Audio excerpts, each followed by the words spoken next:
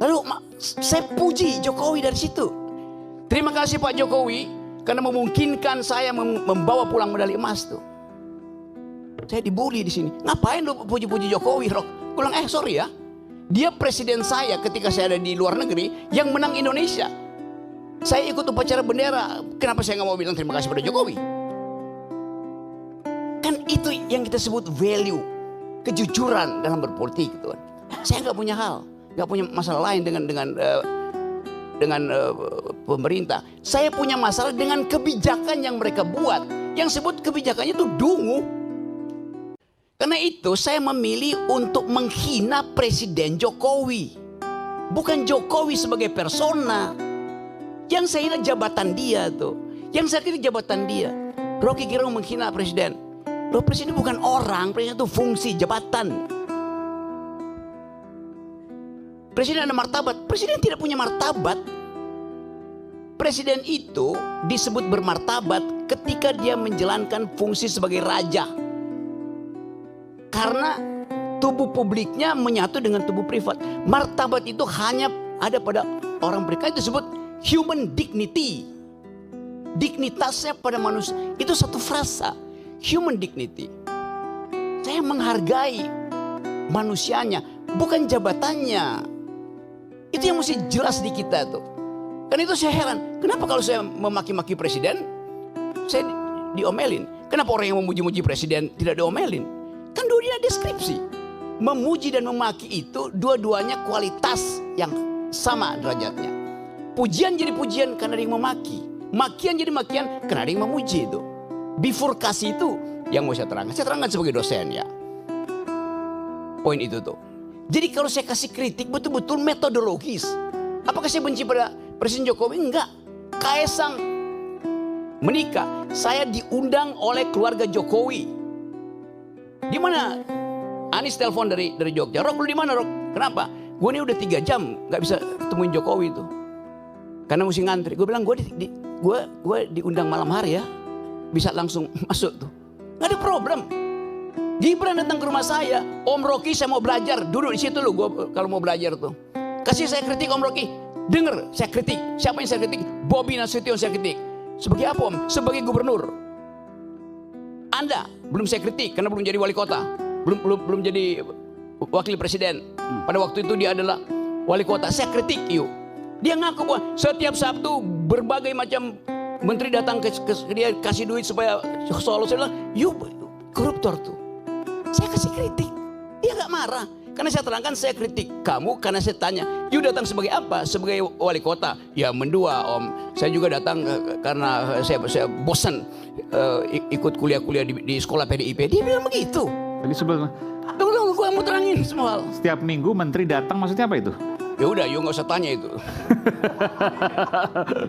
Jadi saya mau terangkan itu dalam posisi saya sebagai kritikus. Saya mau jadi kritikus.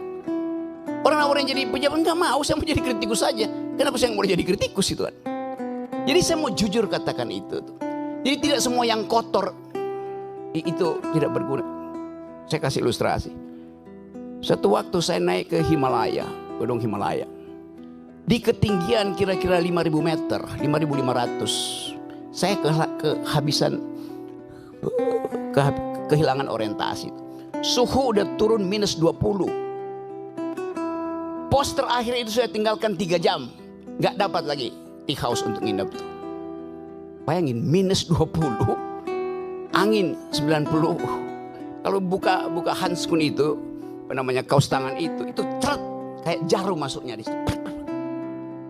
Luka itu oleh butir es itu. Lalu kita cari akal bagaimana caranya. Tidak ada tempat menginap di situ. Dapat kandang yak. Yak itu adalah binatang endemi Himalaya, itu kayak banteng kecil gitu. Kalau banteng gede adanya di tempat Bu Mega. Ini banteng kecil, rambutnya panjang. Kita kumpulin kotorannya, tai yak itu. Saya tidur di situ tuh.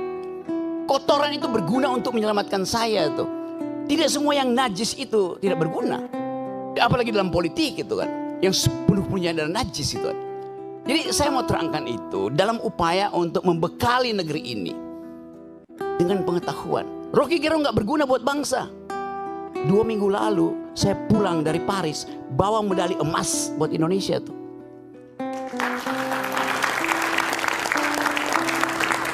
Apa dibiayai oleh negara? Tidak ada dibiayai oleh negara, kita cari uang sendiri itu. Yang dibiayai negara itu justru diambil oleh menteri-menteri yang datang di situ dengan tagline Olimpik, padahal saya tahu dia nggak punya cabang olahraga. Lalu saya puji Jokowi dari situ. Terima kasih Pak Jokowi karena memungkinkan saya membawa pulang medali emas tuh. Saya dibully di sini. Ngapain lu puji-puji Jokowi, Rok? Gue bilang, sorry ya. Dia presiden saya ketika saya ada di luar negeri yang menang Indonesia.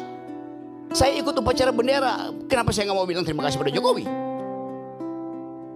Kan itu yang kita sebut value, kejujuran dalam berpolitik, gitu kan. Saya nggak punya hal, nggak punya masalah lain dengan pemerintah. Saya punya masalah dengan kebijakan yang mereka buat. Yang sebut kebijakannya itu dungu. Buktikannya sebaliknya kan. Bahkan saya bilang pada waktu itu, Jokowi sebagai presiden adalah bajingan tolol. Satu, PDIP marahin saya, dilaporin ke polisi. Saya kasih kuliah di Jogja, saya dilemparin botol di kepala saya tuh. Saya bilang, kenapa kalian marah? Saya cuma terangkan itu supaya kalian tahu bahwa yang saya kritik kebijakannya presiden, bukan Jokowinya ansih. As a person, nggak ada urusan saya dengan. Saya berbaik-baik dengan Pak Jokowi sebagai manusia, dengan Pak Prabowo, dengan Pak SBY segala macam tuh. Zaman SBY saya paling keras kritik beliau tuh. Sekarang tiap minggu saya diskusi tentang politik global dengan SBY, nggak ada soal. Jadi saya mau pisahkan antara mental seorang yang mampu untuk memisahkan pengetahuan dia tentang kebijakan dan penghormatan dia pada persona. Itu dasarnya tuh. Jadi sekali lagi saya tetap akan kasih kritik. Apapun itu hak saya. Dan tidak mungkin saya dipidana kalau saya caci maki Jokowi atau saya muji Jokowi. Pasal itu nggak ada lagi. Tidak ada pasal penghinaan presiden.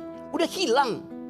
Siapa yang hilangin? Saya berjuang dari zaman 98 di LBH untuk hilangkan pasal itu. Jadi kalau tanya kenapa Anda caci maki? Pasal itu nggak ada. Kenapa saya yang kita di LBH Buyung Nasution. Saya penasihat ahli Buyung Nasution dalam soal-soal untuk membereskan demokrasi kita. Jadi dari 98 saya tahu akal pikiran tentang perubahan konstitusi itu. Anda caci maki aja, nggak akan Anda dipidana tuh. Karena rakyat Indonesia melalui ketetapan MPR mengerti bahwa presiden itu bukan orang, dia fungsi, dia jabatan publik. Tidak boleh dilekatkan pada dia prinsip-prinsip pada hukum pidana, nggak bisa. Yang tidak boleh kita caci maki adalah manusia di dalam keadaan pertemanan atau Anda kenal. Orang yang nggak kenal Anda caci maki, dia nggak bakal tersinggung. Demikian juga dalam perdebatan. Debat itu adalah kemampuan untuk mengolah argumentasi itu. Itu aja.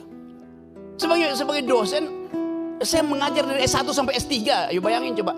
Dengan metodologi yang sama itu. Cara berpikir. Jadi bagi saya nggak ada soal itu. Saya akan terus kasih kritik. Saya akan terus kasih argumen. Tapi saya mencintai bangsa ini. Negeri ini saya cintai. Yang saya nggak cintai adalah politisi busuk. Yang saya cintai adalah pejabat busuk. Presiden busuk, menteri busuk. Ngapain cintain mereka tuh?